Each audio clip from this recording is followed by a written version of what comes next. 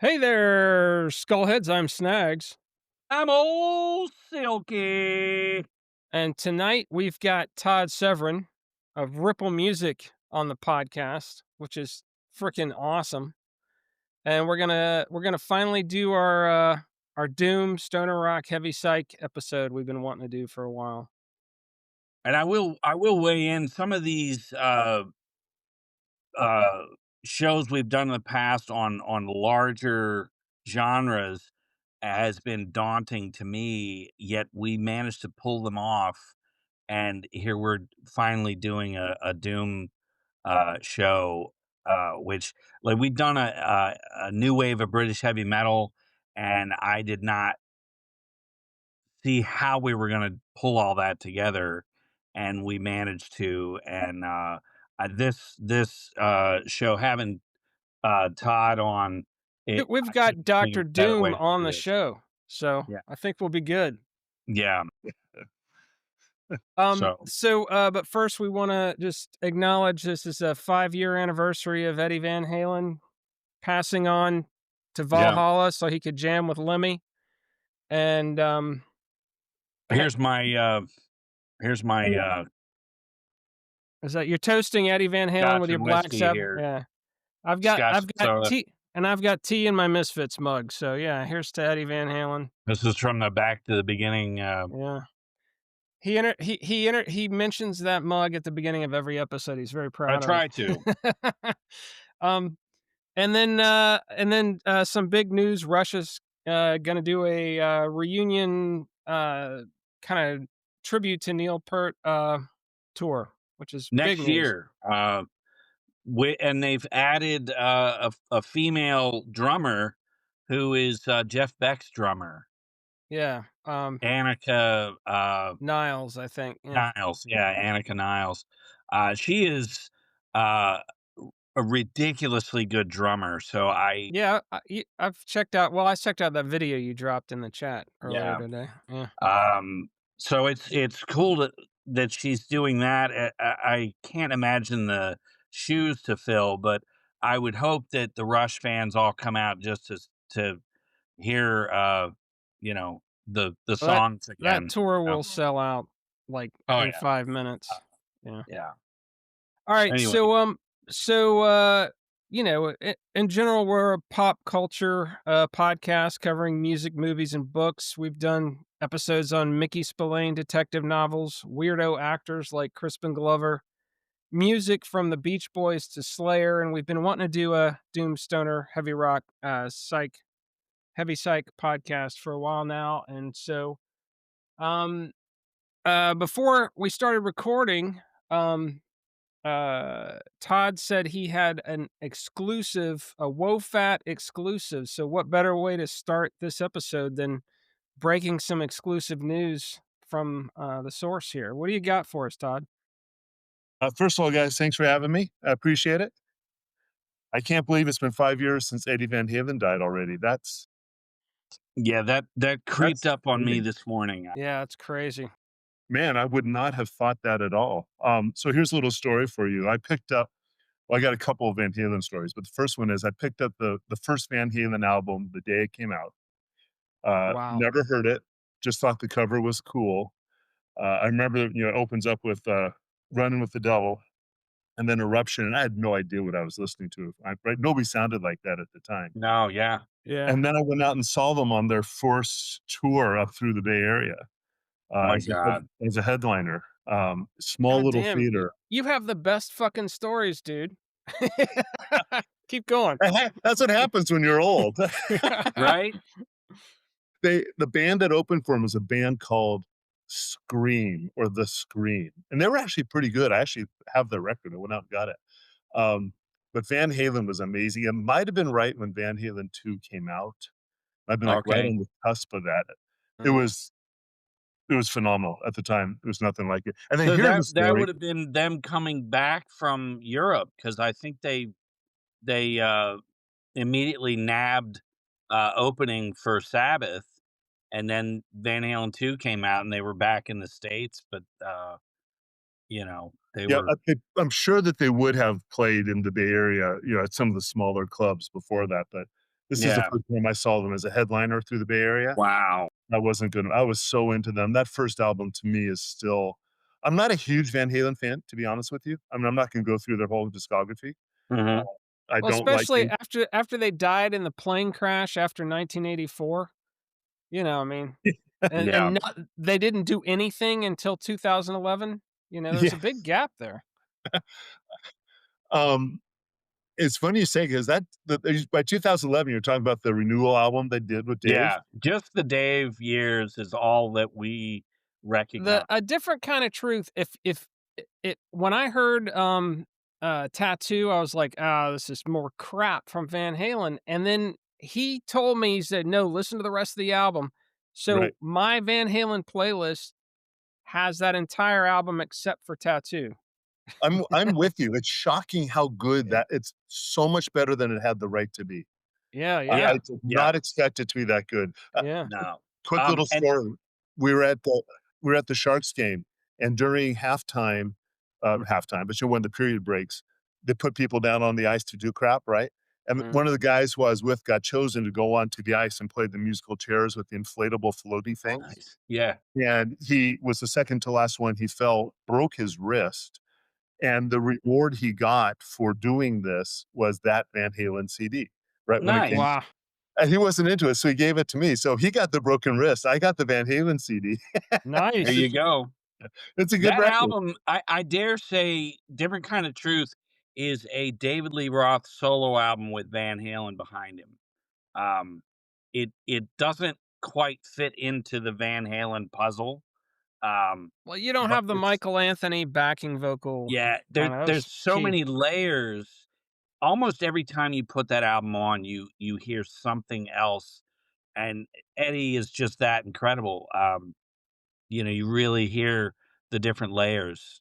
Um, you're so right. I think that Michael Anthony is, such an underrated component of that band. People just call him, like, just the bass string plucker, do do but right. he had the energy, he was the rock. He created that foundation of which everything around it could happen. I mean, him Yeah. and And Al. he was an incredible singer, much better Yeah. singer than Dave. So I can't listen to the Hagar stuff. I love Sammy as a solo artist. Back in the day, I Yeah. I saw Sammy about 4 or Well, 5 times. first Montrose album is incredible, and then, he dropped a couple good tunes, Heavy Metal, I Can't Drive 55, but I think I have a Sammy Hagar playlist. It's the first Montrose album and then, like, 4 4 solo songs, and Well, that's I it. would go to his first solo album. I think I remember was pretty impactful for me back at the time. Right. You Yeah. know He's He had that song about the whole world's on fire and going to Right, hell. right. Great tune. Actually, Um, all the way up until the I Can't Drive 55 album, I was at Standing Hampton, I think?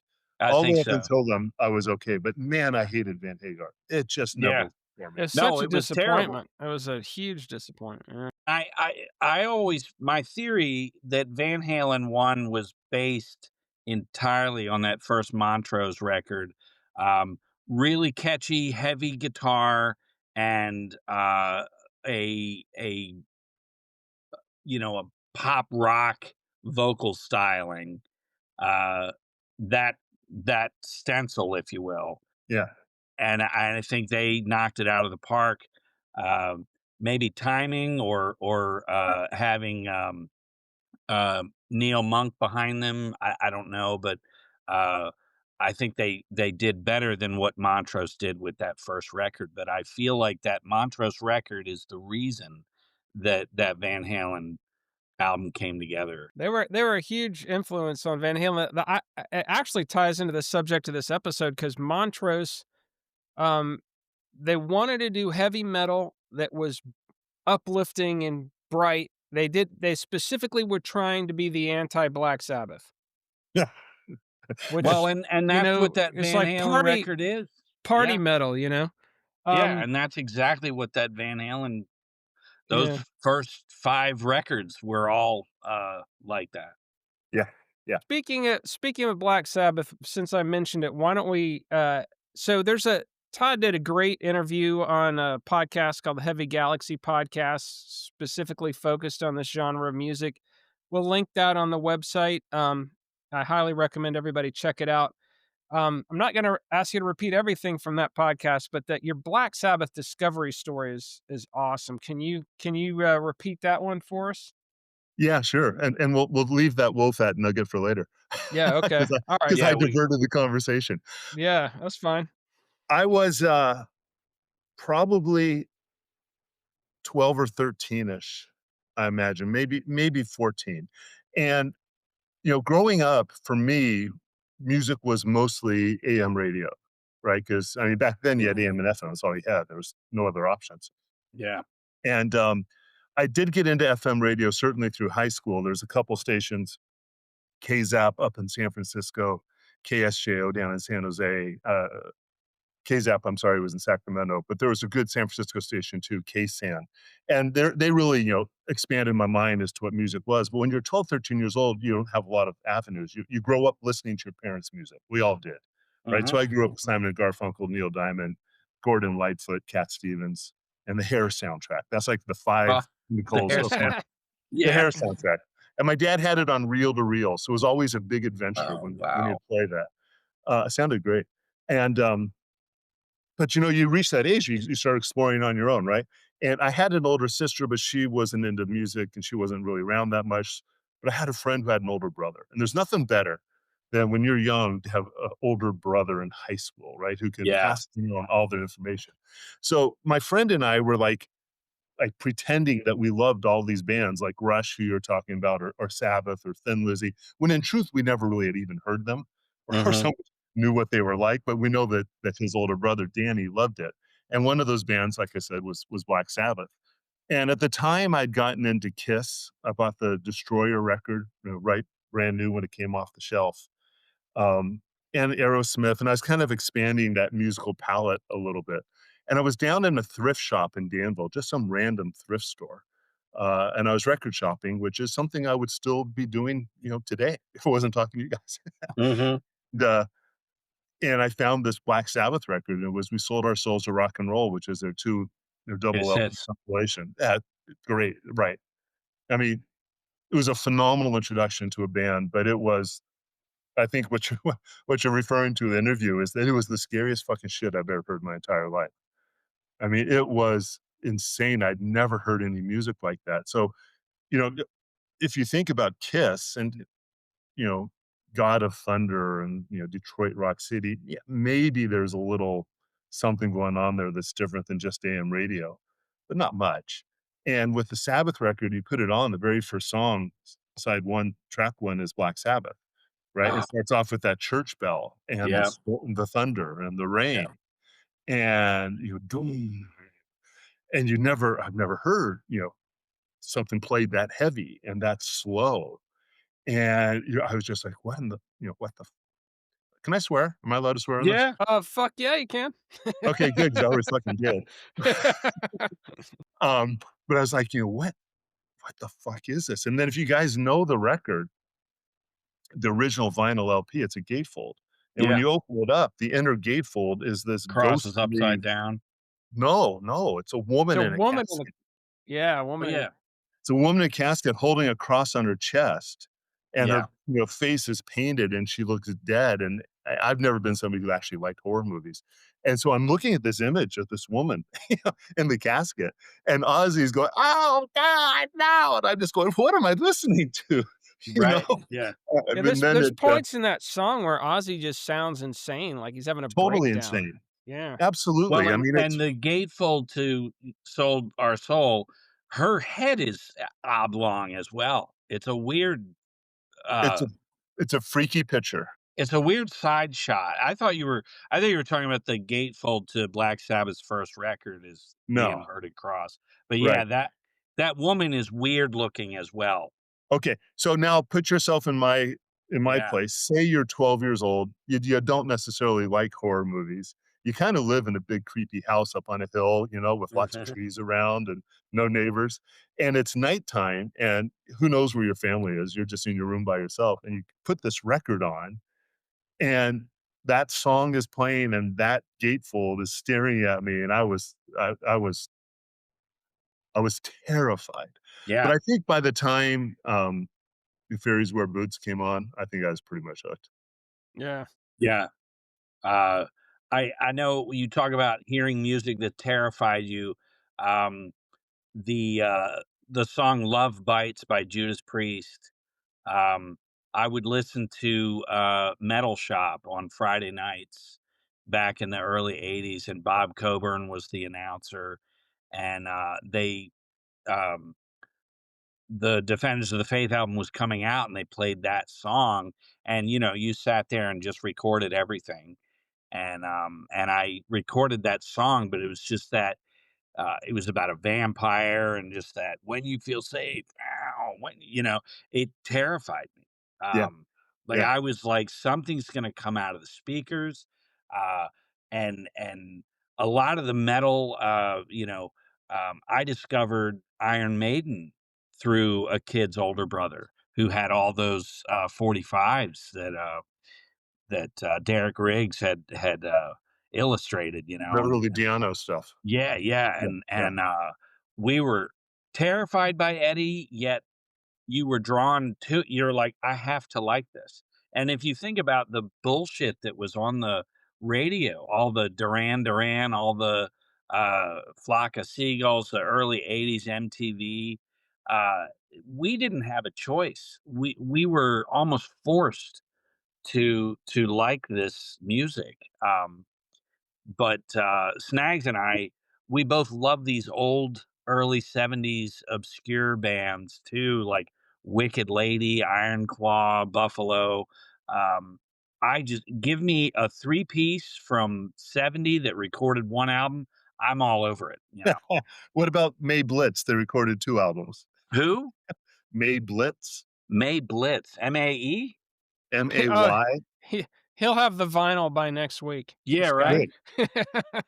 Good. They put out 2 records, May Blitz, 2 words. The first album was called May Blitz, I believe. The second album was the 2nd of May. It's heady, trippy, power trio, real proto metal. It's Nice. just another one of the many the only reason I mentioned it is I just read an article about them today, but I got both those records.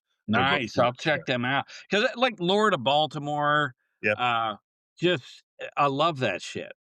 Well, I think we talked just a little bit before the interview started, but that's how Ripple started. So to just carry the thread from the Black Sabbath through a little bit more, once I really heard and got into Sabbath, there was just simply no going back, right? Anything else just sounds tame. Mhm. Um, Back for the time again, you have to remember this is, when I'm 13, it's like 1976, 1977, right? So, Kiss is putting out Rock and Roll Over, Aerosmith is putting out Draw the Line, good records, doesn't compare to what Sabbath was doing as far as just the sonic, you know, the imprint that is leaving upon you. So, as I got into high school, and I was definitely kind of a misfit in high school musically because, like you were talking about, everybody just listened to what was popular. And back in those days, it was Journey and Boston and, REO Speedwagon with High Mhm. Fidelity came out my senior year. Those were just massive, massive records. And nothing against any of those bands. I saw all those bands. I saw Boston like 5 times. I saw Journey. They were great in concert. And REO was a hell of a rock and roll band before they put out High Fidelity. That's really Mm, worth remembering. They put out some yes. really good records. But Gary is just a phenomenal guitarist. But I just I had this Sabbath, thing in my genes. It became part of my chromosomes, and I Mhm. had to explore music that was different than what everybody else was listening to, and that led me immediately into new wave of British heavy metal.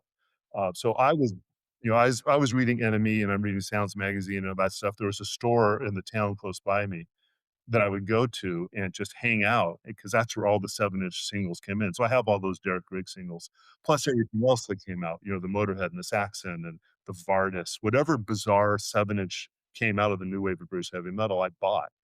And, we were talking about Van Halen. Well, for me, Iron Maiden begins and ends with Di'Anno. I'm just not Sure. a huge Bruce Dickinson fan. He's great live. I've seen him 3 times. He's a hell of a performer, but, the rawness of Maiden to me was always that first record. I mean, without a We have doubt, a whole we have a whole episode solely focused on Diano, his time in that band, yeah. it's It is is It's phenomenal. different. The energy it's just sparkle it's crackling. It's, like, just Yeah, I mean, the really guy alive. self-destructed and clearly the band made the right choice. They were never gonna be massively international the way they were. No, Piano yeah, singing a was Number of what the made Beast really took them to a whole other Yeah. right. But I will plane. go back to that first record or Killers Yeah, anytime, and I have yeah, a bunch of bootlegs from that era. I mean, I'm a definitely a hardcore Diano fan. So, um, then as I'm going through, I went to medical school and my internship and residency and all that stuff, which is kind of a musically devoid period. So I missed everything that you would consider, thrash metal, mhm, grunge. I wasn't there. I'm in the hospital, so I didn't really even hear any of that stuff. sure, So I came back into the heavy music scene, and you had asked me a little bit about this earlier, Mhm. Snags. Yeah, yeah. I was in Houston. I was doing my postdoctorate clinical fellowship out there at the Baylor Medical Center, and I was a big comic book collector. And so I'd go to this comic book store called Bedrock City. And one of the guys behind the counter at Bedrock City is a guy named Jeremy. And as it turns out, Jeremy is a talented musician and is one of the guitarists in the band Mr. Plow, who, Ripple's put out one of their records. But back nice, then, he was a 19-year-old kid. And I'm just chilling out, listening, checking through comic books. And they always had this amazing music going on in the background. And I didn't know what it was at the time. I hadn't heard any of it, but it's bands like Fu Manchu and Nebula and Caius Mhm. and that whole early, developing desert rock slash stoner scene. And that vibe of that riffing just brought me right back to, what was already part of my genetic makeup, which was that mhm, Sabbath riffing. And that indirectly, one way or the other, led to Ripple. And as the Ripple label was starting to form, what I wanted to do was explore that same music you guys love, that proto metal vibe, that 1969 to 1971. You know, Sabbath has come out and they've changed the face of music. There are all these bands that were following suit that we never really had a chance to hear. yeah, They're never on the radio. Bang is another one. Remember Bang? Yeah, well, and see, the beautiful thing is I've worked with Bang, right? I put out the Best of Bang, I put out the Best of Bang That's record, awesome. double record set. I've worked with Great. wow, Buffalo. I put out So needless to say, you remember them. they're great guys. Yeah, I Yeah, remember the first time I sat down is in LA. I don't even know why I was in LA. But I was having, coffee with the guys and just chatting, and it's like, "Yeah, we're gonna do this, man. We're gonna work together." That was pretty cool. awesome. If you just take a quick step back, we're talking about magazines earlier. I used to subscribe to Classic Rock magazine, and one of the journalists at Classic Rock is a guy named Sleaze Grinder. You guys ever heard of Sleaze? I have O not. only from Great the Heavy writer. Galaxy interview, yeah, Yeah, he's a great yeah. writer. I mean, check him out. He's a nice guy. He and I become friends, but I didn't know him at the time. But he put out this article in Classic Rock magazine called "The Roots of Heavy Metal," Oh, and that's again, that's my wheelhouse. That period of time, 1969, 1971, maybe a little bit of 72. Once you got to 73, things were already starting to change. Uh, yeah, but 69, 70, 71. And he talked about Sir Lord Baltimore. He talked about Bang. He talked about the JPT Scare Band. He might have mentioned Buffalo. I can't recall, the article was, you know, 16 years ago now. But anyways, so I made it my mission to go find down all the music I could from these bands that he wrote about. Because I didn't know any of them. I'd never heard Buffalo. I'd never heard mhm, JP Scare Band, whatever. So I started getting their CDs. And at the time, the Ripple had started as a music review site called the Ripple Effect. And so I'm getting this phenomenal music, so I'm starting to write reviews about it. And one of the very first reviews I ever wrote for the Ripple Effect was Pastor's Prologue by JPT Scare Band. Now, do you guys know them? no, Okay, you I want to mean, talk? I know that was your first release, and I've listened to it, but that's Yeah. about all I know So, about them. Yeah. and there's another one Not that we that did, album, Acid but I kn Acetate Excursion, yeah, which you should check out because it's just, I mean, the first record we did was called Acid Blues is the White Man's Burden, and that's that the one sums I've them up heard, yeah. completely. I mean, they are a three-piece power metal, acid blues, psychedelic, heavy rock band, and they're Yeah, called JP. there's a 9-minute song on there, hold on, let me find it, real quick. that's just Well, mind blowing. Um, Second to last real track. quick, Todd, I wanted to ask you uh, a theory that I've developed over the years when you meet other fellow metalheads and just us kids coming up in the 70s. You think about movies like Over the Edge, um, where you just are almost left alone by your parents.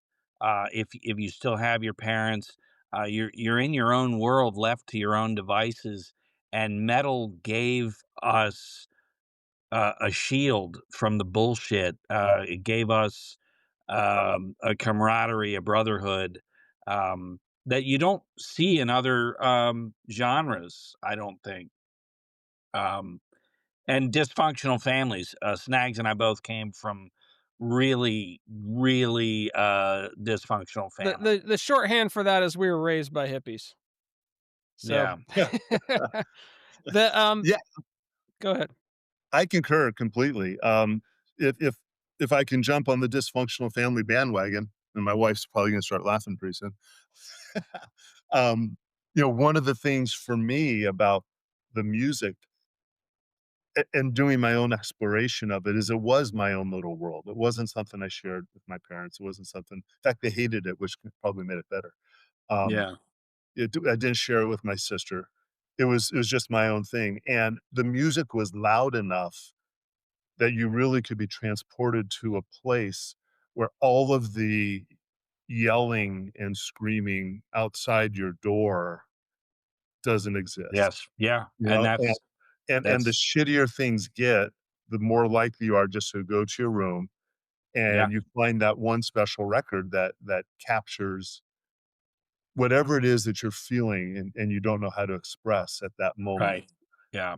And I think metal, like you said, does it in a way that very few other genres can. I mean, I listen to everything, and I'll put on a '70s funk record because I love the beat and I love the bass, Yeah. and it's Yeah. fun and it's danceable. But, Yeah.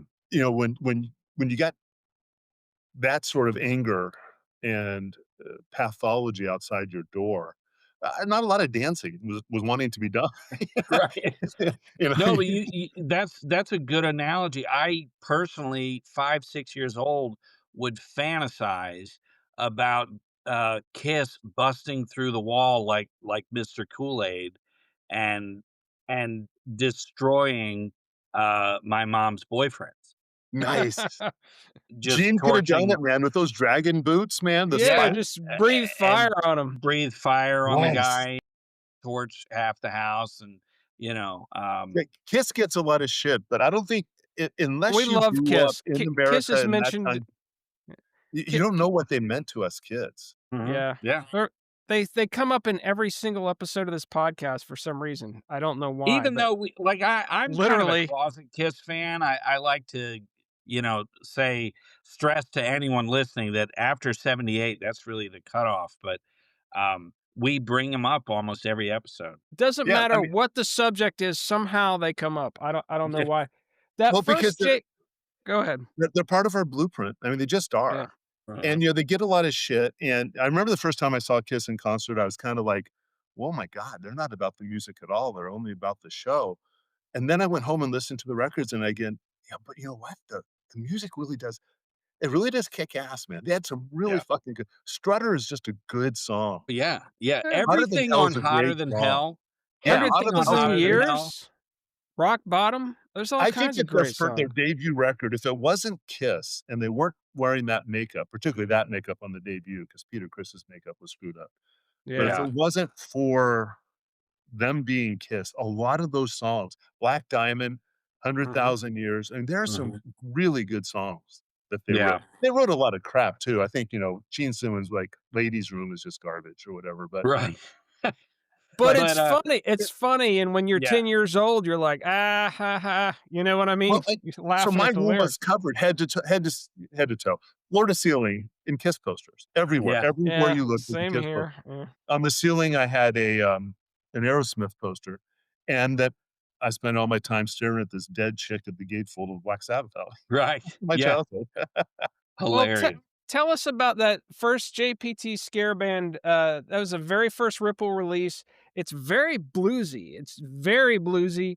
That the 9-minute song I was talking about is "I've Been Waiting," and that verges into Sabbath territory big time. I love Right. that song. Tell So, and tell us on that about that album, album. their version of Death Letter, their first song on the, 2nd album, it's phenomenal to me. It's just I just love the way that they do that. Terry Swope is just a phenomenal guitarist. He never got, any acknowledgement because they were so underground, but they were from Kansas City, three-piece, and it's Paul, um Jeff and Terry, which is where the JPT comes from, and they call themselves Scare Band because they played this scary music, which nobody was really Mm, knew what to do with at the time. So they called mhm, themselves JPT Scare Band, and they never put out an album during their day. They recorded a few things, but mainly they were just like this underground, I mean underground, like in a basement band, where their friends would come, they'd all just get really stoned and trip out, and they'd just play this, these 9, 10-minute, 14-minute songs that just really psyched out heavy acid psychedelic with a dark, doom undercurrent. And I learned about them from that record from Sleaze Grinder, from the album. I'm sorry, the article from Sleaze Grinder. mhm. And so I went out and got that past as prologue and I reviewed it because I loved it. It was, said there's some great shit on there. Um, and it was literally within the first couple months of starting the Ripple Effect as a music review site. And Jeff, the drummer, wrote me and said, "Hey, you know, loved your article." And he and I just started talking. And next thing you know, I have this friendship with the drummer of this really, really cool band, which, made writing the article that much cooler. And we just became more and more friendly. And he kept writing me and we're chatting about stuff. And then one day, a stack of CDs just appeared in my mailbox, and they were all unreleased masters.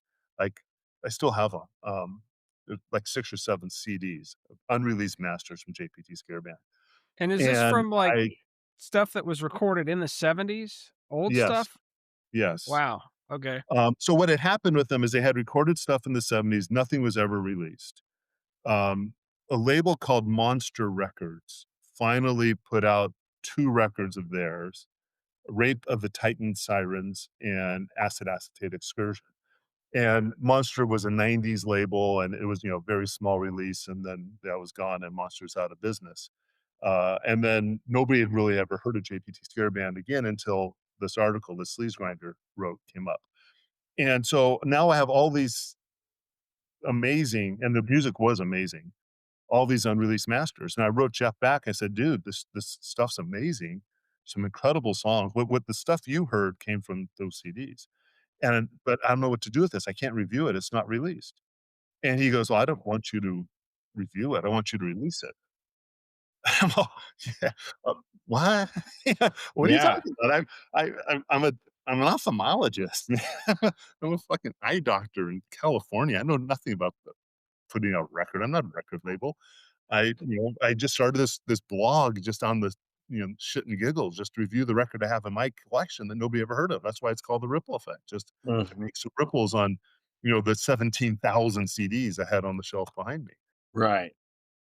And he goes, "No, I like you, I trust you, you're in music for the right reasons, you got great ear, why don't you put it out?" So I thought about it, and I go, "You know what? Number 1, eventually the blog's gonna stop, and then it'll be like it never had been there. That hasn't really left much of an impact on the world. Number 2, why the fuck not, man? This could be fun." That's So it's been awesome. about a year learning what it meant to be a record label. Now you have to put this temporally into context. This was 2009. Yeah. So in 2009, the vinyl resurrection had not yet happened. CD sales had bottomed out. They were at their absolute nadir. Napster had come along, so everybody was stealing everything they could. There was no monetization yet for music. This is before Apple Tunes. Yeah, no streaming, no There was Spotify. nothing, And nothing. civilization was about to collapse too, if there's that minor detail. Like, the No, whole that was economy happening also. the whole economy was going to hell. It was going to hell, and there's no format to physically make money on music. So even though I was studying what it meant to be a record label, what I was studying was becoming obsolete while I was actually reading it, even the most current stuff. But still, I said, "You know what? This I'm gonna do this. I've always been a music guy. I told you I was a radio disc jockey for 5 years. So it's in my blood, and this music was amazing. So I figured, why not? So the very first release we ever did, again, before the revolution returned, was a double LP gatefold psychedelic vinyl of JPT Scare Band's Acid Blues' White Man's Burden. We pressed Yeah, up 5 the cover is awesome too. the cover is awesome. One of my Yeah. patients did that for me as payback for a surgery because he didn't have any insurance or any money. That's cool. I said, Oh "Dude, my here, okay, I'll do your surgery for you. Give me a cover." And he That's did, and awesome. he did a great job. So that, like I said, I printed up 500 copies. It sold out, like, within a couple months. Um, and that led to other of the proto metal vibe bands coming on to Ripple, like Pooh who Mr. Destroyer is. If you haven't heard Pooh Mr. Destroyer, it's from the Let Me In album. It's the 4th record we ever put out, the 2nd vinyl record we put out. You gotta play it. You gotta play Pooh Mr. Destroyer is insane. It's, again, one of the best Sabbathy things that you'd never heard of, and that was 1972, I believe. Um, and then wow. since then, we've worked with Buffalo, like I said, we worked with Bang, Iron did um, you guys do an Iron Claw release? we did an I actually got the band back together, Wow. Wow. That's and I I cool. love them. I it wasn't love that intentional, band. it was more I wrote the review of the record and same thing, they called me. They were so excited by my review, the band started recording again, and um, we got the last new Iron Claw record, that ever came out, and, worked with Leafhound, that was pretty cool, you know, another legendary proto metal band at the time, um, and there's more, I'm sure. It's been 15-year career so far, so it's So but I'm always how did here it open for it. transition over to contemporary bands? At first, I will have to say that the direction of the label was a tiny bit scattered. We knew we wanted it to be guitar-based rock, and I Mhm. had a partner at the time, the Pope, John Rancic, and he and I kind of came to music from different perspectives. Um, if we were to talk about Maiden, I'm Di'Anno, he's Dickinson. Right. You know? Right. So we that's kinda gives you an idea of it's just our different viewpoints. You know, I was much more Sabbath, you know, he was much more, you know, death metal, thrash metal. So at first, we were trying to find just a union of our sets, and we put out a few cool releases that way. And then it came to, putting out a record by a guy who was writing for me, a guy named Woody. And Woody had a band called Mighty High, who were kinda like a punky, stonery kinda band. And I'm at, I probably told this story also on the Heavy Galaxy show, but this is the craziest story in the world to me. I'm at Mother's Day brunch, and I'm in a Oh, city yeah, yeah. That's a yeah, I'm great in a city story. called Yeah. Davis, California, which is halfway between San Francisco and and Sacramento, and that's where my sister lived, and that's where we met for Mother's Day. And we're at brunch, and everything's fine, just typical family stuff. And I get a phone call, and the phone call comes across, and it says, you know, Tony Reed on the caller ID. And Right. this was around 2011, maybe, so, like, about a year after the label had just started. And if you think back to phone technology back in 2011, there really wasn't a lot of caller ID, and I didn't have this guy's number programmed into my phone, so there's no reason it should have come across and said Tony Reed, Well, except I think the phone company exception was unless you're in Moss Generator, then unless you're Moss Generator, right. I mean, right. the universe Then you knows get the caller ID. the universe knows who Tony Reed is. Right. I didn't. I mean, I knew he was. I never spoken to the guy before, but here he is calling me during Mother's Day brunch. So, you know, I have a choice of taking the phone call in the middle of this brunch or, you know, ignoring it. So naturally, I did what any good son would do, and I said, "See ya, mom. I'm taking this phone call. Yeah. Yeah. I'm talking to Tony Reed." And in Wow. talking to Tony, now he wanted to do a split 7-inch with us, with Mighty High and us, because he really loved Mighty High's cover artist. So he asked me if I'd do it. I said, "Sure." You're fucking Tony Reed, yes. Yeah. You know, before you finish asking that question, the answer is yes. And then as we're talking, we're just getting along really well, and he goes, "You know, I need to get the first Stone Axe record, reissued. Would you be up for that?" "Yes." That is a "Well, you're great doing another record. Stone Axe record?" "Yes." Yeah. Yeah, yeah. And then it's like and that morphed into, you know, it's time for a 5-year reissue of the first Must Generator." "Yes." You know, and Yeah. then that led to the Must Generator band reforming. So again, I'm not saying I was responsible for the band reforming, but we kind of were. You know, we're because 'cause But we're he's a working. really, really good songwriter. I mean, just the songs Well, are great. Mighty High, Jason Lafarge in it in, New York at Seizures Palace, he worked with Mighty High.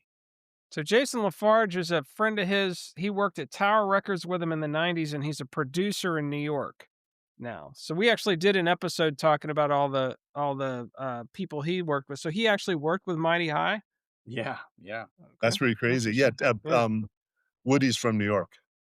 Okay. that I would think make he's actually sense. Brooklyn. Yeah.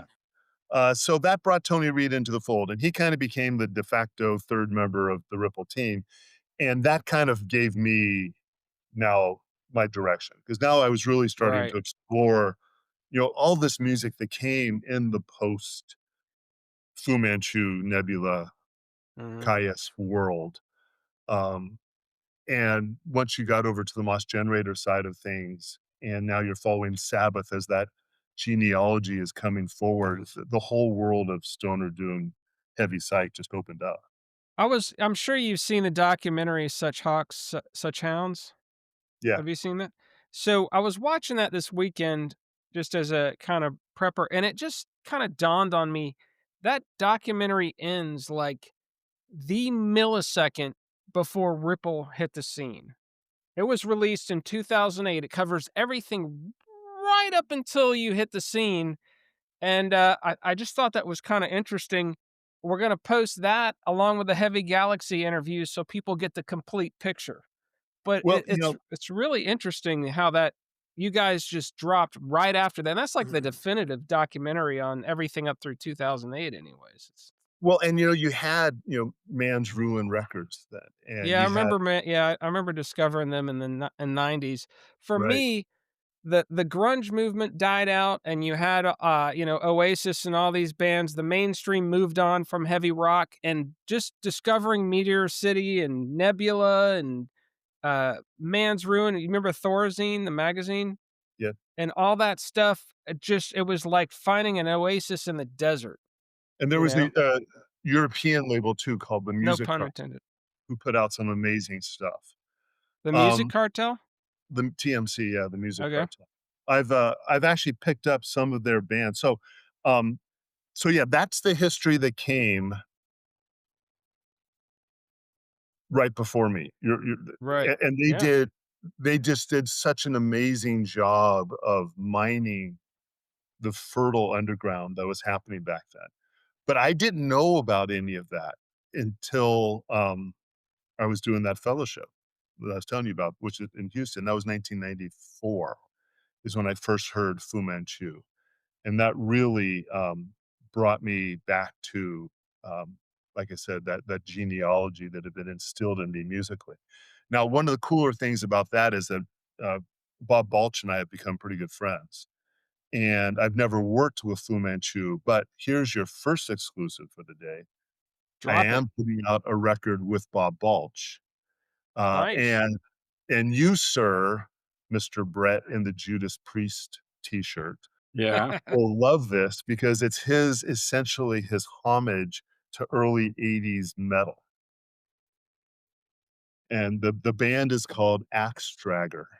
Axe Axe Dragger. Axe Dragger, that's Dragger with awesome. Bob Balch on guitar playing, updated modern it's not retro, but it's vibed, Right. early '80s metal, but Does it the cool '80s metal, the Right. hair metal stuff, and before thrash. Not that thrash isn't right. cool, but you know what I'm saying. It was that earlier that just the new wave of British heavy metal, maybe just as it was moving on a little bit, like British Steel on. Mhm. British Steel is another seminal record for me. Yeah, I always liked, Killing Machine better, I think, because it had, uh, like, deeper cut tracks, but, Delivering the Goods, Grinder, just I liked I liked that album, more than British Steel, but I mean, the British Steel is definitely, Well, first of all, you're so British calling it Killing Machine. Yeah, That's what he I does. love it. He's always dropping the obscure references, you know? Yeah, This guy's an encyclopedia here. You're You and I talking will to call it Hellbent for Leather, but yes, I have The Killing Machine as a record. I wanted to show you this. We were Oh, talking about nice. Kiss. This is, the magazine that came out for Meets the Phantom, and this thing is nice. chock full of photos from the filming, and, this was tough to track down, but I had to get it, so Which, by the way, I saw when it was first aired on So television. did yeah, I. same, Yeah, on. on TV, yeah, Yeah, live. Yeah, Couldn't yeah, miss yeah, it. yeah. um, Um, I think one thing, like, for me, there was that late '80s, I'm sorry, late '90s discovering Meteor City and Thorazine and Man's Ruin and that initial wave of bands and ordering the CDs, and I remember talking to Silky about it here, at the time, and, "You gotta check out Nebula," and then streaming comes around. And then suddenly you can just explore everything. And so it's like the early 2010s, and some of this was probably stuff you were releasing, but I'm discovering Dead Meadow, I'm discovering Freedom Hawk, all these Orange Goblin, all these bands. I don't even have to go out and buy the CDs and making playlists. And I remember sitting in my office. This is probably maybe 5 years ago, and I'm just cranking some Orange Goblin, and this IT consultant guy that we had hired to come in sticks his head in my office and goes, "What are you listening to?" And I said, "Orange Goblin." He goes, "Oh, if you like them, you should check out WoFat." So I make a w this is what I do. I just made a playlist of all their albums that were out to that point. It was about 6 hours long, and started playing it. I finished it the next day in the middle of my workday, and I immediately went back and played the whole thing again. My mind was just blown. well, and And then he's telling me I gotta check out WoFat, and then I'm like, "Oh, that's the, arch nemesis, on Hawaii I'm like, Five-0." "No, it's not. It's a killer band." So Um, how did you start working with WoFat? so, in 2012, 2011, 2012-ish, somewhere right in that time period, when Ripple was just really kind of getting our feet underneath us. There was a guy named Jay Brockington in Dallas, Texas, who started a festival which was called the Metroplex Heavy Fest. And it was at a club, I can't remember the name of the club, but it was owned by the drummer of Drowning Pool. It was a good club. Had a separate music space from the bar space, so you could hear the music but still talk, or you can just, be immersed. And, he invited us to sponsor it, which was a big jump for us as a very small label. You have to remember, at this point, it's just me and Johnny, just 2 of us. We're both well, I was working full time. Johnny had been laid off his job at the time. So he was kinda doing the operational stuff. I was doing all the CEO stuff. And, we decided that we were gonna take part in this festival, be a great way to get the exposure for the label out there. I don't even know if we had a band on the I don't think we had a band that was playing at that time. Ostensibly, though, we were going to hear Mothership, 'cause I'd heard the demo CD that the Mothership Boys had put out. I loved it. I wanted to meet them, wanted to get them on the label. So that was one of the main emphasis for us to go over there, besides just the opportunity to sponsor the show. And it was a two-night show, and Dave Sherman, speaking of Doom, Dave Sherman was the MC, RIP Dave. I can tell you stories about Dave for sure. But, he's from Spirit Caravan. We did a record with Dave called Weed is Weed. He had a Earth Ride. Dave's a legend in the doom scene. And the Wino first night Wino Wino was in Spirit Caravan, right? he Is that was, Wino? Yeah. it's Wino, Dave Sherman, and Gary Isom, our Okay. Spirit Caravan. Yeah. I didn't know Wino back then, but I got to know Dave pretty well 'cause we had this little suite. It's not like a suite. It was just had a couch area, and so Dave didn't have a place to stay, so we didn't know this guy, but he's just crashed the whole show in our room. So, Dave was well known, so our room became like show central after hours. So all the musicians are hanging out in our Uh, that's little cool. kitchenette area, and we just had an amazing time, and Dave's telling us stories, about Bobby Liebling and, just crazy stories, and Tony Spillman was hanging out with them a lot too, and they knew each other, and Tony at the time was the, guitarist for, Earth and Grave, and, first night headliner was Wofat, and I have to admit, I hadn't really heard much about Wolfat up until that time. Again, I was there primarily at that moment to see Mothership, and the lead up bands were all really good too. At Mothership were amazing. Dave came on for the encore and they sang Aces Phase together, of which I still do have the original soundboard of that recording. Oh, Um, that's cool. but Wolfap was the headliner because they're pretty huge in Texas, in Dallas. I mean, they're just Yeah. a legendary band. And, Mhm. if you listen to Wolfat, I don't actually think that there's much similarity between them and Nebula, to be honest with you. I think Nebula is a little bit more,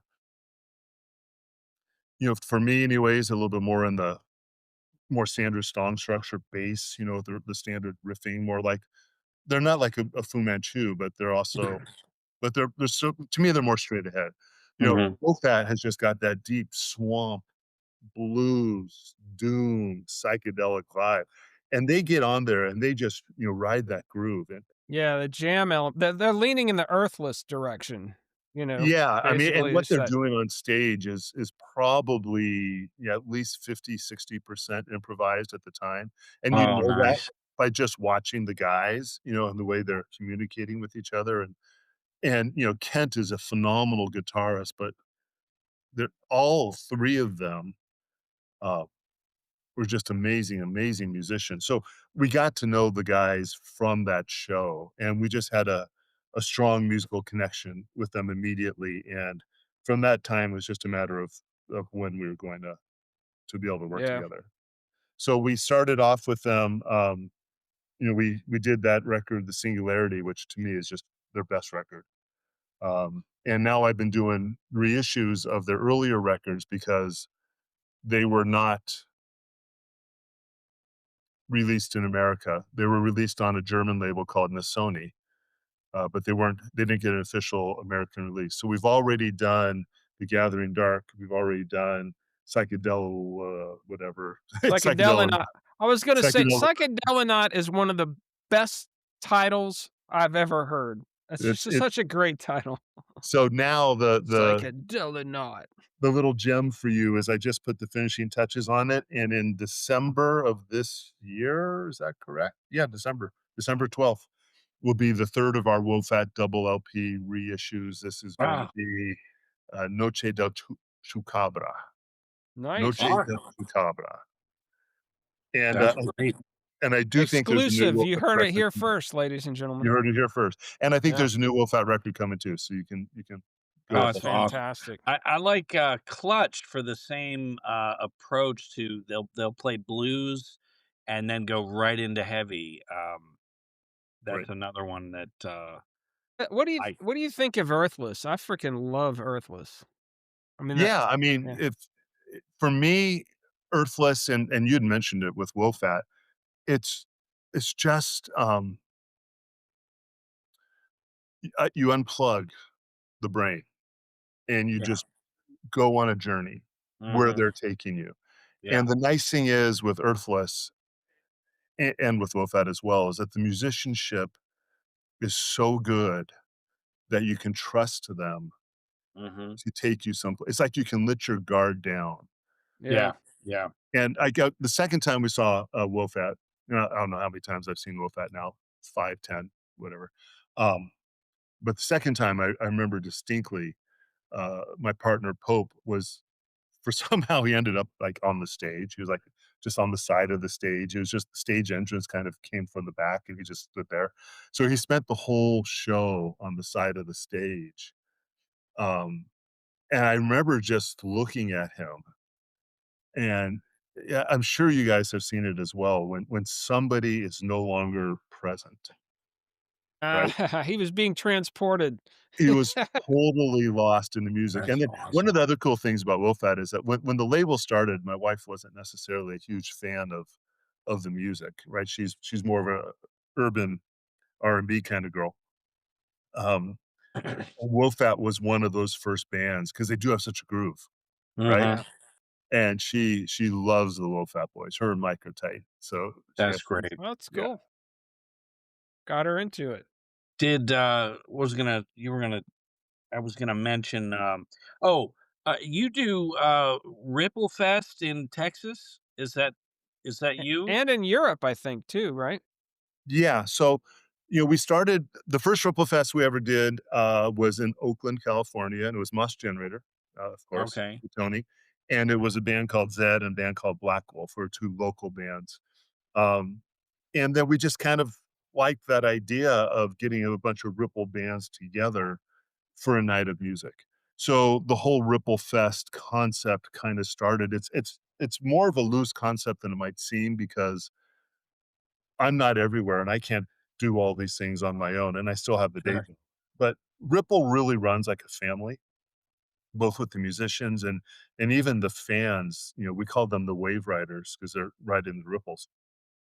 And we have a Facebook group called Wave Riders Unite, and there's like 5,000 people, and all we do is talk about music. It doesn't have to be Ripple. It could be a conversation just like Right. we can Jones on and on.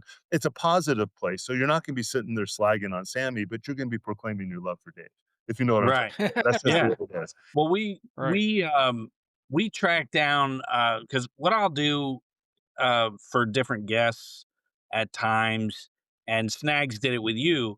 We just send an email, and they may say yes, they may not answer. But we got Steve Bishop from Thunder Horse on the show, and they do Ripple Fest, or he posts, to do Ripple Fest every year. Um, Right. but they're in Texas, and we just have we've got a band coming up, Insomniac, and they just did Ripple Fest in Texas. Um, So the Ripple Fest, we've done Ripple Fest throughout America. There's more to do that will be happy. You're gonna start seeing a bigger explosion of Ripple Fest thing and start having more time to devote to it. But we've done them in Boston. We've done them in San Francisco. The Texas one was started organically by a guy named Ryan Garney, who's the lead singer of the band High Desert Queen. We put out okay. their first record. They're really solid band, and Ryan just kind of took the concept and ran with it. And I it's a Ripple festival, and there's Ripple bands, but it's not only Ripple bands. It's like All Insomniac. It's open to the scene, and the best thing about it is that Ryan's been really, really, it's his nature. It's got nothing to do with me. He and I just have a synergy in the way we approach life. But it, it it's I've been to festivals and I've been to Ripple Fests, and I'm not gonna get corny on you, but I mean get so fucking corny on you that the scene is just it's a family scene. Yeah. If you guys ever go, it's just the love is palpable. Uh, Yeah. it doesn't matter who you are, you're there for the music, and it's just a very, um it's a brotherhood, sisterhood, familyhood Yeah. of just people who are loving the music, and it's worked out really well, and like I said, Ryan is responsible for that. He's just taken the ball and ran with it, and we have done plenty in Europe. We did 4 or 5 of them, or 4 or 5 years worth in Germany. We're pausing Germany just for a little while right now. We've done some in France. The France one was insane. It was in Nantes, France. We did 2 of them in Stockholm. Wow. We're talking about doing one in Italy. We're talking about doing one somewhere in Greece. Um, Wow. we've done Ripple Fest in London, and we've had our own Ripple stage at the Desert Fest in London. Hmm. So it's the music is the music, right? It's got nothing to do with me. Yeah. It's just they want the brotherhood, like you said from the beginning, and Yeah. they want, the music, and so these Well, fests are a lot of fun. that brotherhood is it's so powerful. When we were coming up 11, 12, and you're reading that Rush is about to drop Signals, or ACDC is about to drop Flick of the Switch, these weren't just albums. They were bigger. They weren't just bands. You went and grabbed the magazines and knew what was coming, and they were the reason we breathed, you know? it was everything. Uh, Well, I mean, this podcast started because you and I kept having these long text conversations about, who else recorded 6 perfect albums with 3 different bands other than Ronnie James Dio. That was the we'd have these conversations for yeah, years. And with yes, that conversation, we are like, we need to just record these conversations. So our first episode is, the 6 perfect albums recorded with 3 different bands by Ronnie James Dio, and that kinda got us going, but it's yeah. a That's it's an I obsession. never even thought about that, but you're right. Yeah, it's 6 crazy. perfect albums with 3 different bands. In a row. It's In a impossible. row. Yeah, who I else does did that? I still marvel. It's impossible. Yeah, it's crazy. All the all the dynamics that go with 3 different bands, 15 guys maybe, and the songwriting and the but if you follow his chronology, you're like, "How in the blue fuck did you record all these Rainbow, then Sabbath, then your first 2 solo you know?" So I'm assuming you're ignoring the Elf records that came before Rainbow. Those are a different those are It's completely. good boogie rock. Yeah. Yeah, but it's very much like listening to, Bon Scott stuff with the Valentines, and then suddenly it's AC/DC. You're like, "What the hell?" You know? It's not quite that contrast, but yeah, it's just a difference. They wanted the Elf wanted to be the faces. That's what it felt like to me Yeah. listening to Yeah, but that was a nice Bon Scott thing to drop there, man. That was Yeah, good. you like Yeah, that? Well played. Valentine's. It's Check So, out awesome. our check out to our your Bon point, by the Scott way, episode. Freedom Hawk is on the Ripple label. We've done a lot of Freedom Hawk records, Freedom and they're Hawk is phenomenal. amazing, another great band. Yeah. And Brett, to your point, that Insomniac record that you're having, and this is to tie kind of everything around with a nice bow on it, that was put out by Blues Funeral, which is Mm, Chad Schicker's label, who was the founder of Meteor City. nice. Wow. And You he ins helps me did with Blues Funeral, yeah. And Yeah. he helps me with Ripple. He kind of came on as a operational manager to help with, logistics and shipping for Yeah, Ripple. their logo is a red, casket, and it says Blues Funeral right there. Yeah.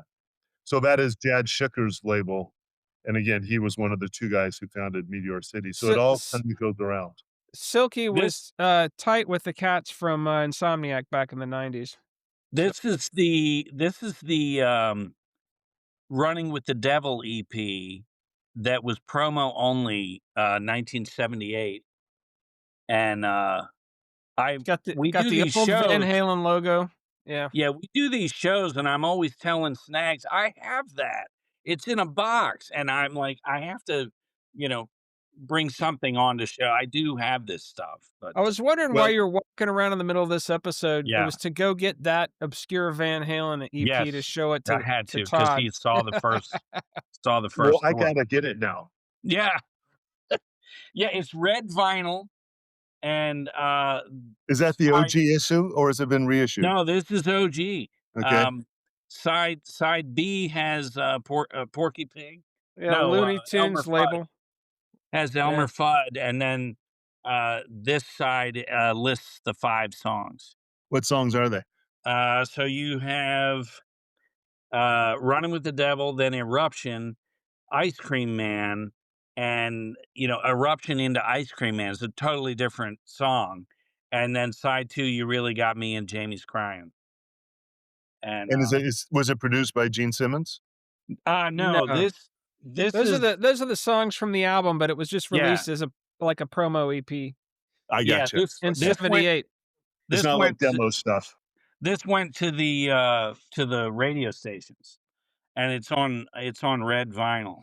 Hey, man, you're Next taking time it you out of the thing, you gotta break it. next time you talk to me, I'll have a copy, and I'll be holding it up just like that. Yeah, I hope so. And you're gonna go buy the May Blitz records. Yeah, I'm all over that. Yeah. They'll be, 25, $30 on eBay or something. Oh, that's cool. Yeah, this was, my wife's home, so I can't really talk about.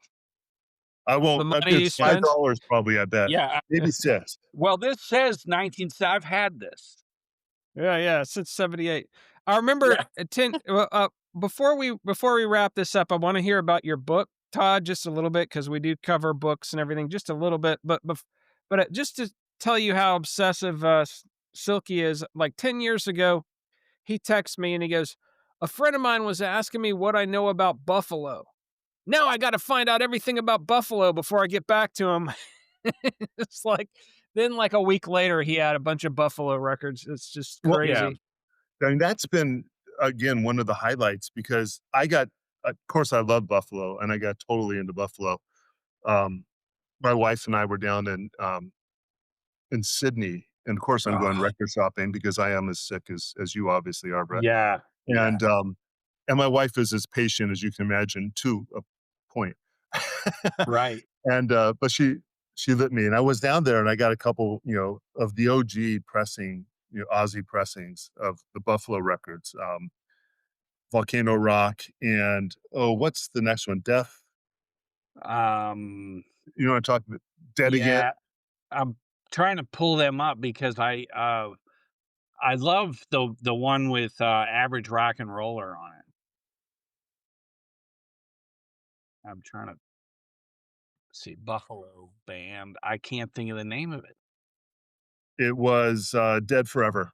Dead Forever. And, so I got those, and then, just through a random connection, I got to know, Dave Tice, the lead man, Yeah, and he and I hit it off, and they had Buffalo, of course, had been broken up for a while, but he was starting to do a few shows, as Buffalo Again was the name, and, um, and they did a performance, which was a sold out massive performance in Sydney of Volcano Rock from start to finish. right. Wow. And then for an encore, they did, like, the encore was, like, another 12 songs of songs from other albums.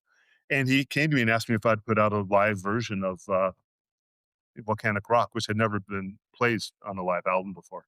So I said, "Of Oh, course. I'm so easy. Yes, right? So of what course." so you have something other than these 5?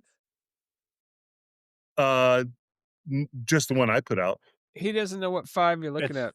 it's okay, so I've got Dead Forever, Volcanic Rock, Only Want You for Your Body, Mother's Choice, and Average Rock and Roll. Yeah, no, I don't even have all 5 of those. I only have Dead Forever and Volcanic Rock, and I have Okay. Volcanic Rock Live put out by Ripple Music.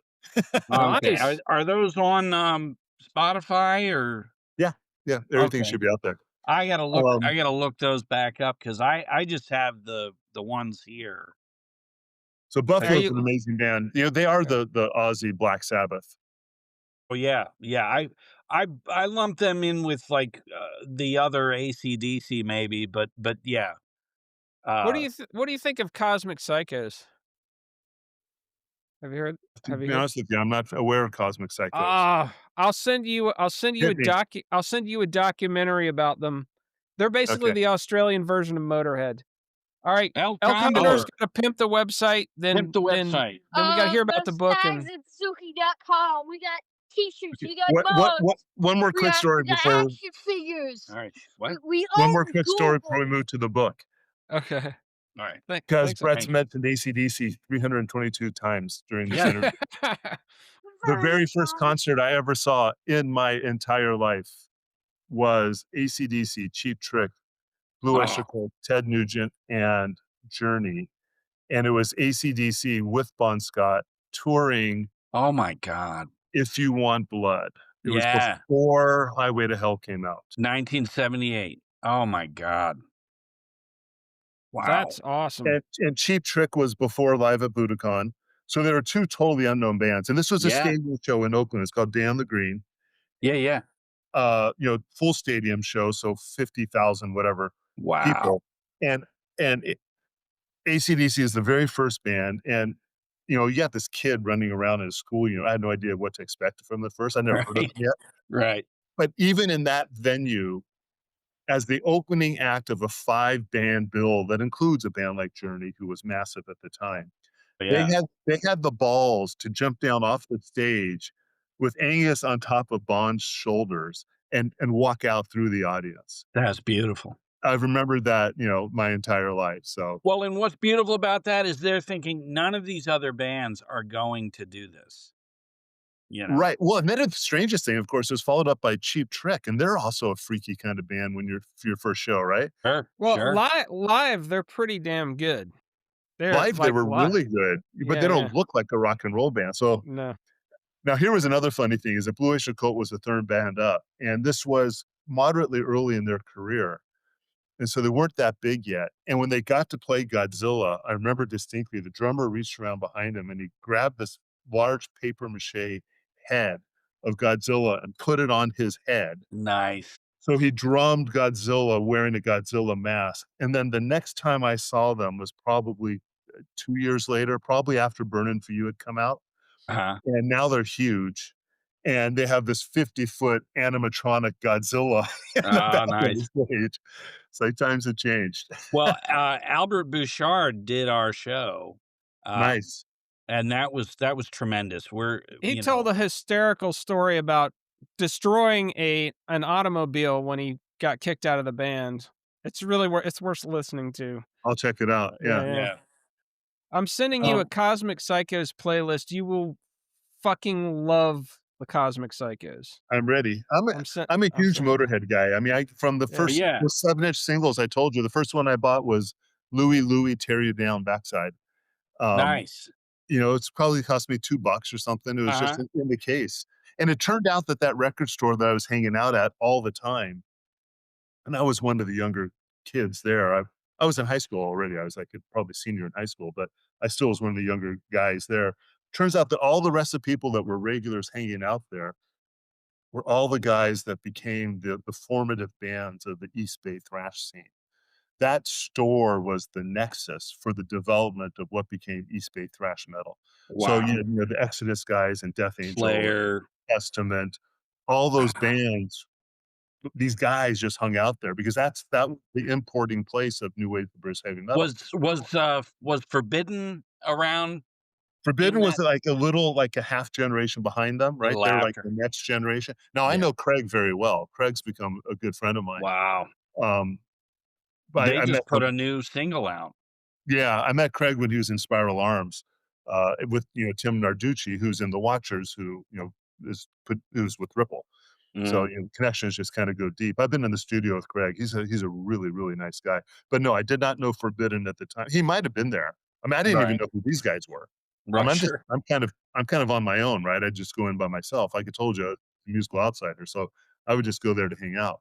But I found out later that all those bands formed out of that store We're all because right in that's here. where, Angel Witch was coming in and, all of the Venom, everything that became the foundation of what became, black and thrash metal. Silky loves the whole thrash scene. That's another thing he could talk about for hours. Well, I can't Yeah, because I know. remember, I was in What medical school.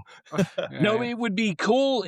I would love to have you hear our NWABM episode, and see if we missed something, if you're like, if you hear it and go, "Oh my god, I didn't know that," or, 'cause we really I went into that kind of, much like this, where how are we gonna talk about all these bands?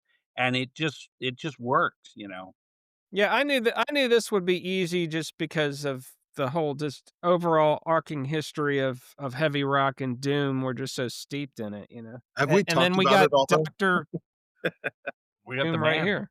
Yeah. Have we even talked about Doomstoner and Heavy Psych during this interview? A little bit, Don't a little bit. It's funny, I wanted to see what you thought. I'm always put off by the term stoner rock. I Hate see it. that as almost Hate it. a negative. I'm the one guy who doesn't mind.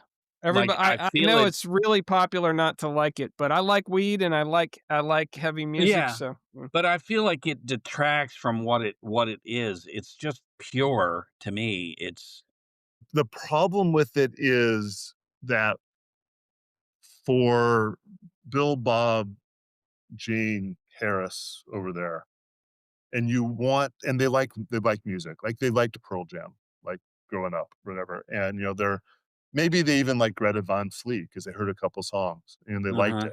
And, well, you really should hear, this band, Freedom Hawk, because uh-huh. Freedom Hawk is every bit as talented, every bit as tuneful. Right. every bit as musically, and he's a good singer. There's Relevant. no reason somebody Yeah. would not like Freedom Hawk, who grew up liking some of this other music. And they're gonna say, "Oh, I don't know that band. What type of music do they play?" And you say stoner, and immediately their walls come up because Right. they don't know what that means. It's like That It's saying it's cocaine rock. yeah, I and Jesus. it's not even to me the connotation of just of marijuana so much as it's such a non-descriptor. Now I get it, you've got this really fuzzed out retro 70 riffing going on so that you can just Now kind you of got lose your bands mind. named Bong Ripper and stuff like that, Well, you yeah, know? and Dave Sherman record I did with him was called "Weed Is Weed," and every song, I think Uh, that the you got title you of the got a album. you got the most epic song of the genre is called "Dope Smoker," you know? Right, exactly, and you have, Weed Pecker and Weed Wizard and whatever, Right. but it's still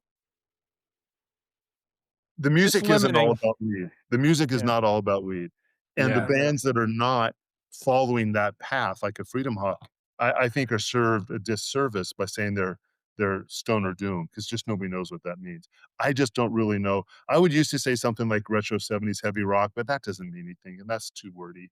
You know, Yeah. I like Have desert rock better because at least it sounds like a expansive vista, but that Right. still doesn't mean anything. That's a very Yeah. specific reference, though. It's just where Kaya started playing their shows. You know Yeah, what I mean? I love the groove that like Red Fang or Sasquatch, some of these bands just bring this just awesome Sabbath heavy Sabbath volume 4 kind of sludge, slow and but then we got to put titles all over it and that's just the way it goes, but Yeah, I mean, it's to me, I've always considered Ripple to be a heavy rock label because yeah. I'll do post metal, I'll do some straight up heavy metal, I'll do what we call stoner, doom, heavy psych. I mean, And then to me, every it's now and all then you branches. drop an acoustic album from Wino or Tony Reed, you know? I love.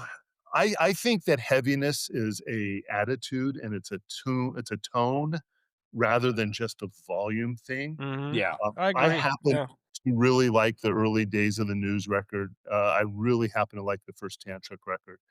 I just think that you could do something really beautifully heavy without necessarily having, the volume. It's just the tone.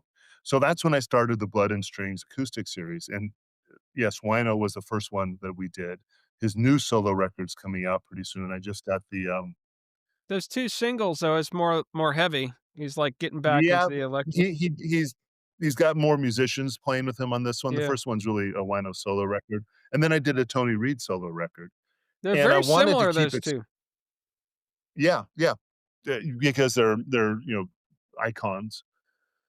But, I wanted to continue that series, but I found out that not everybody likes acoustic heavy rock like I Yeah. do.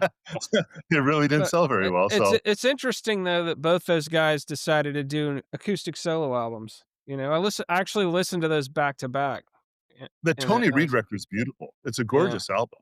yeah. Um, so anyways, So, tell us about your book, we're like an hour and 18 minutes into this thing, so let's respect your time and start to wrap it up, but tell us about the book. Tell us about you're also a professor, a doctor, a record label owner, and an author. yeah, my debut novel just got published. It's called Deadly Vision. It's a medical thriller. I've been Well, kind of nonfiction, cool. It's a nonfiction. Yeah, it's a thriller. It's a straight up people are dying, doctors being chased down the aisles sort of thriller. Nice. My The wife's a concept is nurse, so I can sound like I know what I'm talking about. excellent. Some of your jargon. I write under the pen name of my initials, so TD Severin as opposed to Todd. We'll link it on the website for sure. Yeah, so it's on Amazon and Barnes& and Noble and all that. And I've been really, really just so satisfied and surprised by the reception, but I've won the 2025 American Fiction Award, and, this Friday is the Clive Cussler Adventure Writers Award in Charleston, and Nice. I'm one of the 3 Grandmaster finalists, so we'll see how that turns out. So it's been well received, which is What's a the book called? Deadly deadly Visions. Deadly Vision, yeah. Okay. It's about a guy who invents a system to perform heart surgery entirely within virtual reality, and the powers that be, both within the hospital and within politics, converge to try and stop this from reaching fruition. And it turns into just, you know, a good psychological thriller from that point. Interesting. Awesome. Yeah, and sometimes, and I'm in that Heavy Galaxy interview, they were like, "How do you find time to do all this?" And he goes, "I get up at 4 in the morning." Right. That's it's part That's, of uh that's more than I can do, brother. God, I don't know how you do that every morning. Yeah, it became necessary to find a time to write where it wouldn't take away from the family time when I got off work. mhm. So you just had to expand the day. You know, the Yeah, working hours are the working hours, the after hours are, you family know, time. family Yeah, time, and, That's important. so I created 3 hours earlier. that's awesome. And now it's habit. I mean, now it's I mean, I'm in Florida right now, I'm on vacation, and I woke up at 4 o'clock this morning. Oh, I was at the desk, you know, eating my breakfast, I'm getting Ripple work done. There's always something to do, you know, there's these yeah, things. I mean, it sounds like you got a lot of plates spinning. You talked about heavy without being heavy, um, on Judas Priest's, Angel of Retribution. There's a song called Eulogy that's literally just piano and background tone, and they do the scales on the piano. They get higher and higher, and then it almost kind of delay effect, kind of rippling off. It the first time I heard it, it blew my doors, and it's not heavy, but it was heavy, and Nice, nice. I feel like Steve Harris has done that with the last couple Maiden albums where they're older, they're not hitting you right out of the gate with, like, The Trooper or something, but they manage to still sound like Iron Maiden, but it's almost instead of up here in your face, it's kinda that it's not as loud, but it still has the honesty. Yeah, heavy is an intent. I wrote a review, that was picked up by some publication. It's some book that I guess every year was being published for the best music writing in America. It was a compendium, and they picked up this review of mine, and it was a series of reviews that I had all the writers for the Ripple Effect doing called "The Heaviest Record You Ever Heard," and that was all the guidelines. What's the heaviest record you ever heard? And the record that I wrote about was Bob Mould's, Notebook.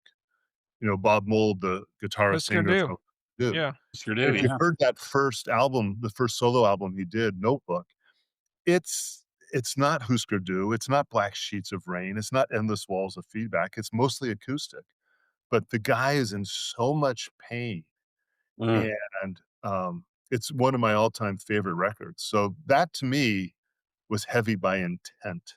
So it filled the criteria of the heaviest record I ever heard, and I was, of course, pretty honored when they picked it up for their book. But real quick, give you another gem, circle it back to Doom, which is what you wanted me to be talking about. right. Well, let me just say one thing.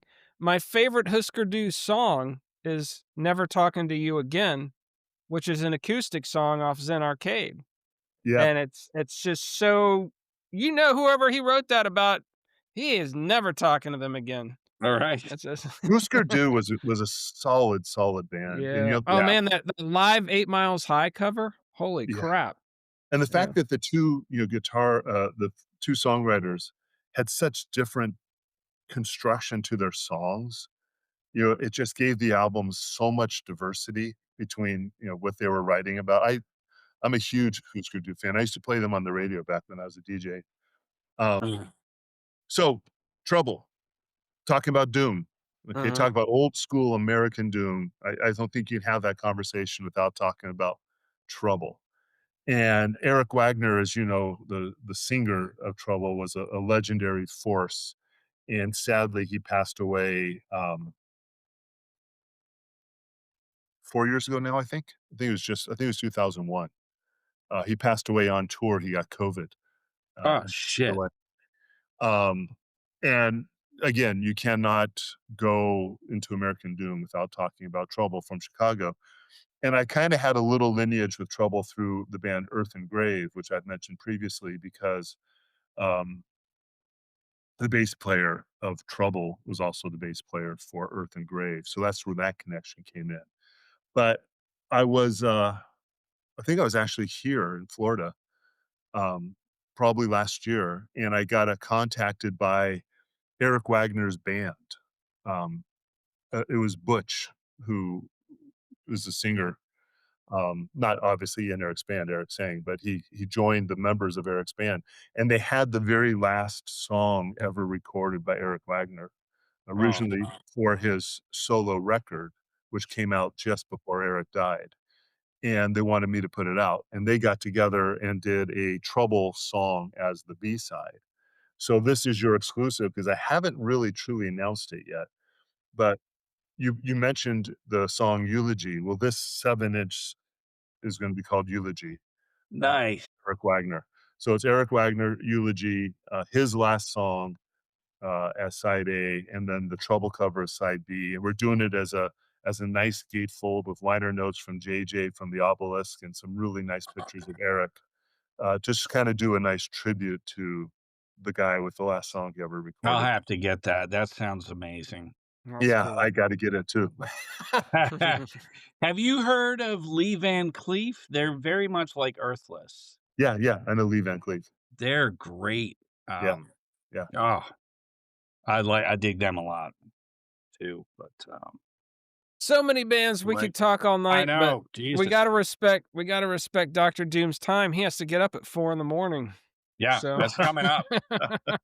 4 AM will happen. It yeah, will, yeah, and I'll be yeah. awake. I probably will too. We appreciate coming on the show, man. This has been Yeah, awesome. We were really been looking forward to this ever since you, for some reason, agreed to subject yourself to it. So to our that's madness. yeah, it's I been would I great. would I would like you to just send him, the, In Wabum episode. Ann Wabham and the Albert Bouchard. I think he'd enjoy those. Okay, I love it. Love to hear those. But, I'll do it. Yeah. and our It's first Dio record where he doesn't let me talk, but, With the first our Dio episode, yeah. Dio episode, yeah. Yeah. But anyway, that's all I got. I hope you get this Van Halen thing. Uh, this eBay exists and it's on my phone. Yeah, you'll find it. He's already looked it up, dude. He's got Oh, it on good. his phone. Excellent. All right, man. Thanks for Well, having me, guys. I really appreciate it. I wish I had talked more Stoner Doom, Heavy Psych, but, next time. let's this is a overall music maniac podcast. So we stayed on subject as much as we could. We have trouble doing that sometimes. Well, I But tell you, Todd, if down the road you want to come back on with something, we promise we'll just doom talk it. I'd love I'd love to talk to you guys again, and next time I'll tell you about my cousin who happens to be a guy you've heard of called David Lee Roth. Oh no wait shit! a minute. No, no, hold on. Your cousin is David Lee Roth? My cousin is David Lee Roth, and there's a funny story about that. No, you gotta. Can you stay up for another minute or two to tell us this? So I didn't know I told you I'm a huge Van Halen fan, right? Right, right. We have a whole episode just dedicated to David Lee Roth. I mean, we both read Crazy from the Heat. He's a genius. He's up there with Eddie on a different level. But anyways, On a keep going. different level. Yeah. So I was home from college one time, and, there was a Van Halen video playing that probably was Jump or something like that, and, my mom walks in, who never had anything to do with anything when I'm playing music, but she walks in and she goes, "Oh, is that Van Halen band?" And I said, "Yeah." And she goes, "Well, he's your cousin, right?" I'm going "Van Halen, they're how can they be my cousin? They're Dutch." She goes, "No, not them, the Roth guy." I go, "What?" Oh my god! "Yeah, the Wait, Roth his guy." dad was an eye doctor. Yeah, Yeah, Now no, a it's all dentist. making sense. Yeah, his dad he was a is dentist. No, he's an eye no, doctor. he's an eye doctor. His dad was an eye doctor, and his dad and my I thought he was dad, a surgeon. um, their grandmothers were sisters. Oh my god! Crazy. So my dad knows Dr. Roth. They're cousins, and they knew Get each That's other growing up. hilarious. But my dad moved away from Cleveland, where the family's from, and we moved to California. And eventually Dr. Roth moved. I think they settled in LA, right? I think David Lee Roth Yeah, grew up in LA. So yeah. I've never met the man. He does not know that Todd Severin is his cousin, nor does he care. But At this That's yeah, point fantastic. at this point in his career, you might be able to get him to do a split single on Ripple. You never that know. would You be you should amazing. you I would should love to reach out. contact him. And Yeah. yeah, because hey, cuz, I've never met the guy. I'm not claiming that he and I are close, No, but but Yeah, I would yeah. so seriously that's reach out and maybe he would wanna do some because he does a lot of, stuff now, YouTube only, and, That's all I he would does love is to. drop stuff on YouTube. But Yeah, anyways, keep talking. So finish your story. Sorry. maybe one day I'll write him. Like I said, my dad and his dad, were cousins and they knew each other. that is That is that's a crazy. hell of a thing to drop this late in the show. That is the twist Af at the end of this thriller of an episode. Yes, We've been and we'll talking to say, David "Wait Lee for Roth's it." cousin all the time, the whole way through. That That's said crazy. Kevin Bacon, 6 degrees, we're 1 away from, and just so you know, Todd, I'm related to Meriwether Lewis of Lewis and Clark, Nice. Nice. so I got So you took their explorative attitude and you put it to yes, music. You're for a music well, explorer. yeah, we are definitely Snags and I both are musical, anthropologists for sure. Yeah, yeah. Well, we're talking to one here. I knew when I watched that Heavy Galaxy interview, I was like, "Okay, this is one of us. I Yeah. get it." Yeah. Alright. Alright, well, Well, I will let you know when this posts. I'll email the link and, I'll email those 2 episodes that, Silky wants me to check out Cosmic Psychos. Let me know what you think. Yeah, I think you're gonna I love will. yeah, those You that's guys. betcha. Yeah, I I will. think it's you're gonna be blown away by them. And look Looking up forward their to it. video on YouTube, Fuckwit City. It's hilarious. Nice. And Cosmic Psychos have a song called David Lee Roth. They You'll do. They have a song about wanting to be David Lee Roth. Yeah. Well, Anyways, you'll love them. 'cause yeah, Yeah, right. that's fantastic. All right, thanks for having me, guys. thanks for Dude, being on. We appreciate it, man.